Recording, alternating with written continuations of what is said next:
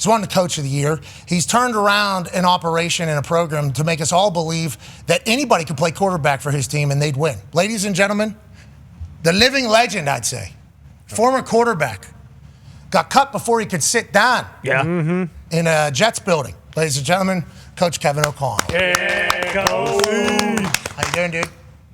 I'm doing well. You're about 6 feet away from a living legend there, right to your right. Coach B.A., absolutely. You're 100% right. And on that note, there he is right there. He thinks you're on your way, brother. He's a very big fan of yours. I don't know if you've got a chance to hear that. Do you know Coach B.A. at all, K.O.? I got a chance to shake his hand, when I was a younger coach, and he was rolling there in Tampa. Always been a huge fan, obviously, going back a long time watching his offenses play. But the side of it that he's talking about, I got a chance to hear some of what you guys were just talking about. He's a standard setter for winning culture, whether it's now 2025 or going back a long way. Got nothing but respect for Coach. Well, that's the same here, brother. I love what you're doing, and I think you could coach anybody to play quarterback except me.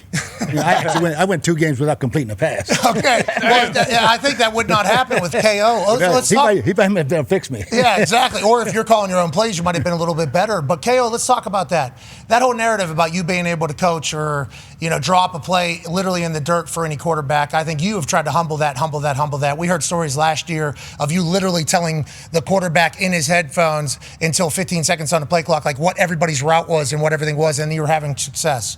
So that obviously leads to Carson Wentz here being the most recent quarterback for you to have success with. That was by far the best football that I've seen him play. That was the most in structure I've ever seen him play. What did you see from Carson Wentz that got you excited for him to come to the Vikings? And then now that you've had a chance to play a game with him or coach a game with him, what are your thoughts about him and the Vikings offense as a whole if he has to continue to play? Yeah, well, I've always been, a fan of Carson's going back a long way. I mean, I was in the division coaching in Washington as a quarterback coach and coordinator when he was playing at an unbelievable level for the Eagles, and then people forget how good of a year he had in Indianapolis. There in whenever that was, 2021, I think it was. So I've always just known about the player, going back to evaluating him coming out of North Dakota State. Big, strong, smart. I think the game makes sense to him in a lot of ways, both pre and post snap. So I thought it would be a big thing for our team to add that kind of experience. Former second pick in the draft, a guy that's been on this quarterback journey and at different stops and different capacities, and it has a unique perspective, I think, now that not only can help our young quarterback, but can really help our whole team. So that was really the hope of bringing Carson to Minnesota. And then on top of that, once he arrived here, you start seeing a guy that this guy can do a lot of things at a really high level at the quarterback position still. He's only 32 years old, which is turning into a young quarterback nowadays with the way Tom kind of reset the number at the position age-wise. What Aaron's doing now at his age, obviously. But here's what I know. I think Carson Wentz, when I think about him playing at his best, I mentioned it to Carson this past week, and I mentioned it to our team and in the post-game press conference. I really see him as a point guard, a guy that can see the whole field. He can put the ball in play. I thought he played with great fundamentals from the pocket, a base that allowed him to be grounded and kind of make quick decisions, that played right alongside his fast eyes to be able to diagnose where to find the voids and vacancies to attack the defense.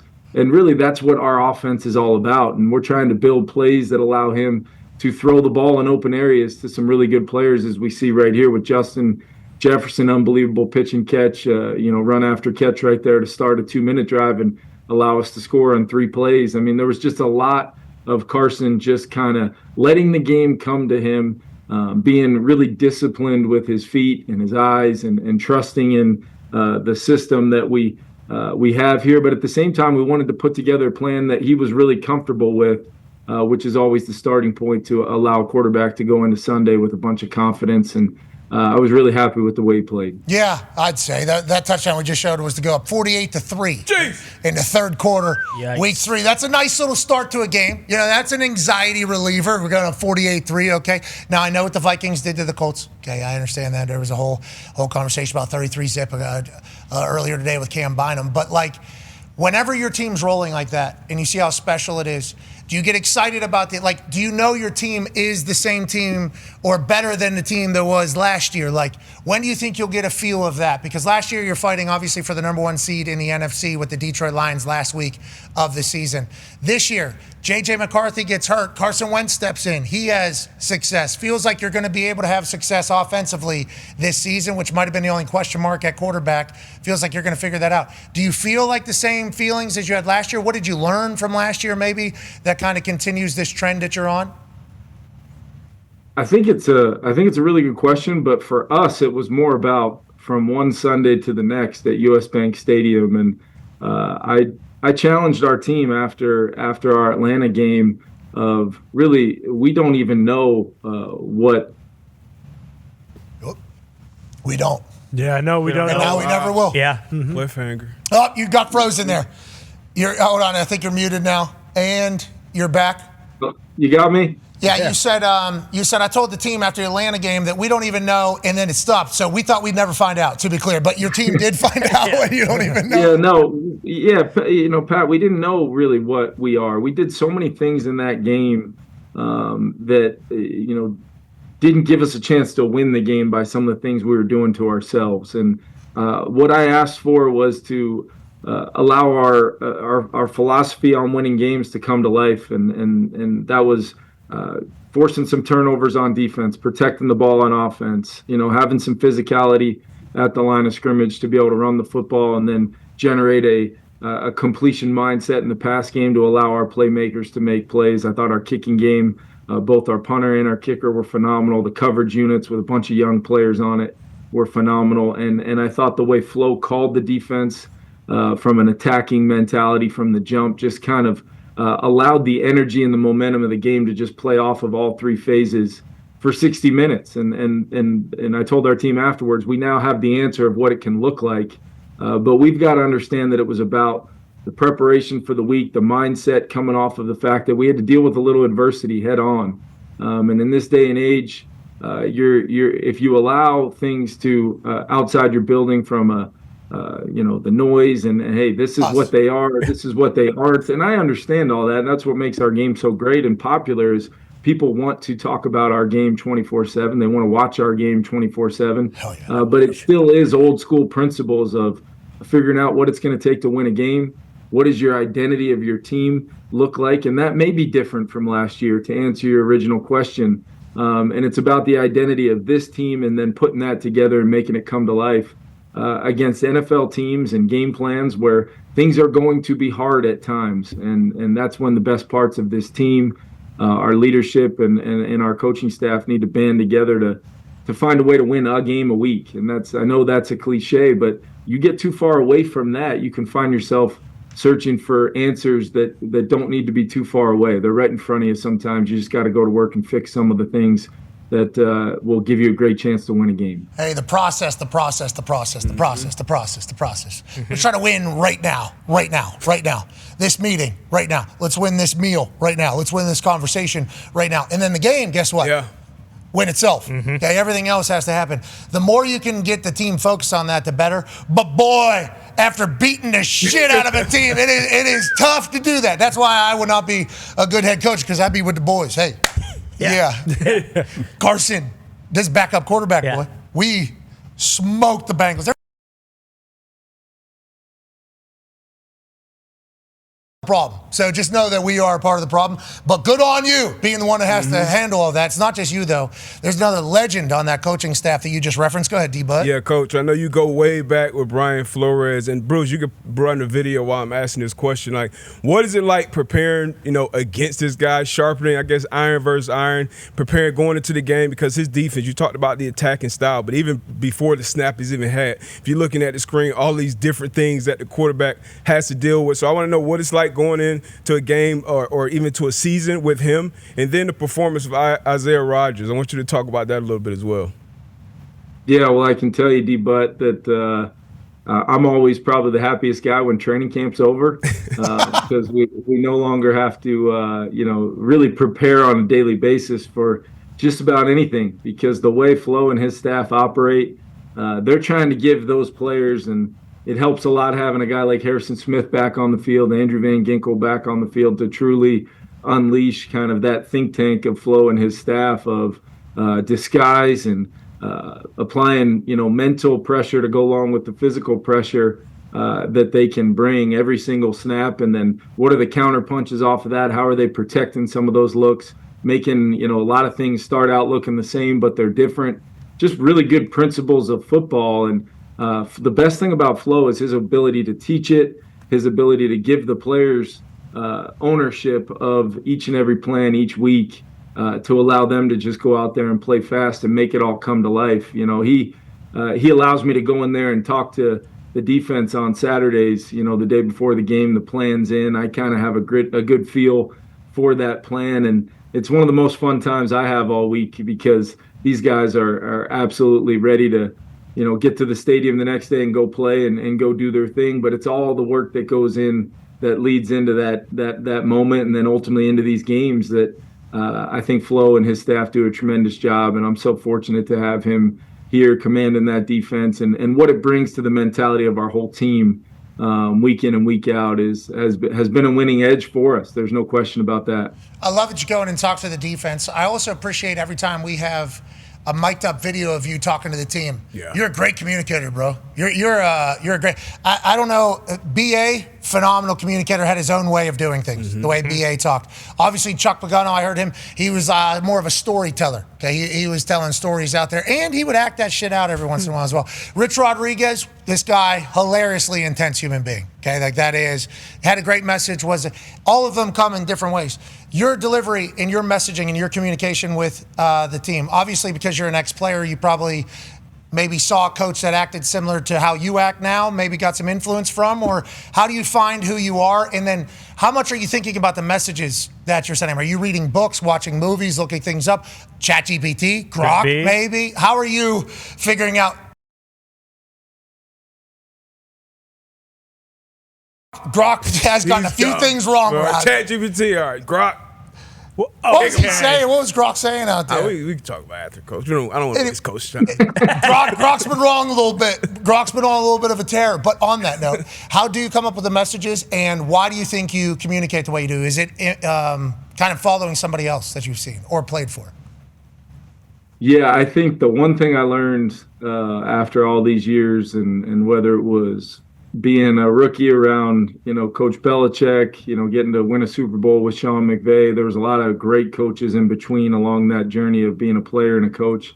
I could not do this job unless I was me, just authentically me every single day. I think it'd be awfully hard to try to be somebody else and then try to handle the moments of adversity while you're playing the part of somebody else. That just seems like an impossible task. So what I've tried to do is just figure out the principles of who I want our organization to be, and then I want to consistently be the version of that for our guys, so that they never have to wonder who they're going to get in front of them.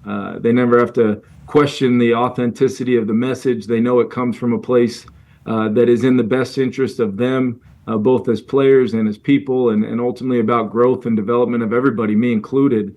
That's probably the best way to answer it. I would say that the messaging post-game is authentic and as real as it gets, because I really do not think about any of those things before I go in there. And it's more about making sure I acknowledge the people that had performances that day that led us to winning football games. Many times it goes back to conversations one-on-one with the player, like a Christian Darrisaw throughout the week of, hey, I envision handing you a football after this game and saying how proud I am of you and what you mean to me and what you mean to this organization, the journey you've been on post-injury.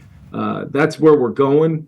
Let's figure out how we're going to get there throughout the week is what I believe the formula to doing that is. You can't be one without the other. That wouldn't be coaching. That would just be motivational speaking at that point. You got to be able to fulfill your obligation as a coach to then back it up with the messaging that you have. And I do it all through the lens of as a former player I never really thought I reached my truest potential, and it wasn't a coach's fault, but it was more of a mindset of me, allowing my mind to worry and focus on things that were outside of my control. So I'm constantly trying to be that voice for our guys to allow them to focus on the present, focus on what actually matters to help them win football games. And through that process, you build unbelievable relationships. I'm sure Coach can attest to this, is what he probably looks back on the fondest is just the relationships on an individual level with players.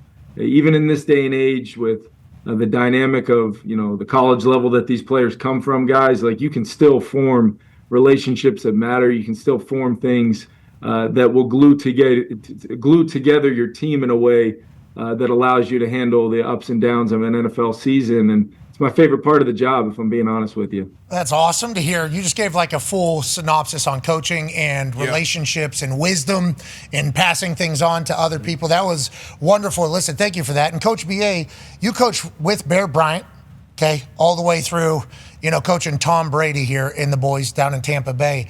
How did you find who you were? And is it all just about finding the best version of the players? That's all you're trying to do? Yeah, I think players see through bullshit. First thing, you cannot bullshit players, man. You got to be honest with them, and the truth hurts sometimes. I say, my door's always open. You might not get the answer you want to hear, but you'll get the truth. All right. And why you're not playing? You suck right now. All right. Now you can get better, but you ain't trying to get better. All right. Now, they'll look at you like, I thought you were going to hand me the job. No, you got to earn this shit. And but you got to be real with them all the time, and I think they really, really respect that. Yeah, I think so. And KOC, not every ex-player is a good coach either, man. So that's a trait that I think only very few have. Congrats on having that, and the game is lucky that you're deciding to give back. Now, on that note, giving back. You got a couple international games here. Going Germany. No, Ireland. Yeah, the McQuaid Bowl. Yeah, I forgot. You got Pittsburgh in Ireland. Yeah. There's a chance Carson, McCarthy or Carson, I don't know if the decision's been made, whatever the case. I'm not putting you in shit right now. Carson Wentz running around there in Ireland, though, you could pick up an entire country of fans. First one off the bus, no matter what. Yeah, definitely. And potentially make sure everybody sees that red shit. Yeah, maybe have him play with a leather helmet. Yeah, and wear shit. Yeah. Do the whole thing. Yeah. Do the whole thing, okay? Have him do that. You might pick up the entire country. Pittsburgh Steelers have a deep history with Ireland, ambassador over there and everything like that. Going to be electrifying. Their fans are awesome from what our experience was with college ball. What is your thoughts quickly, we only have like 30 seconds or so, on the back-to-back international games and what you're saying to the boys about making history here in Ireland? Yeah, I think it's, from the jump, it's always been about a great opportunity for us. I mean, to get to play in Ireland first and foremost is going to be an unbelievable experience. We've had success doing the kind of the one game trip before. That's how we'll handle this first game.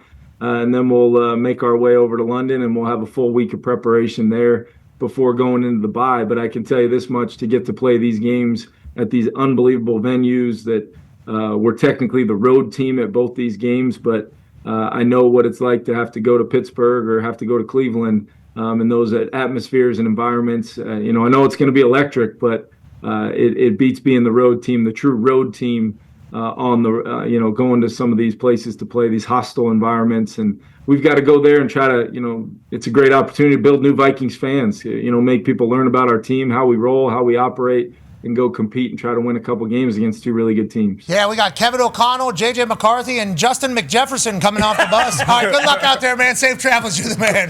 Yeah.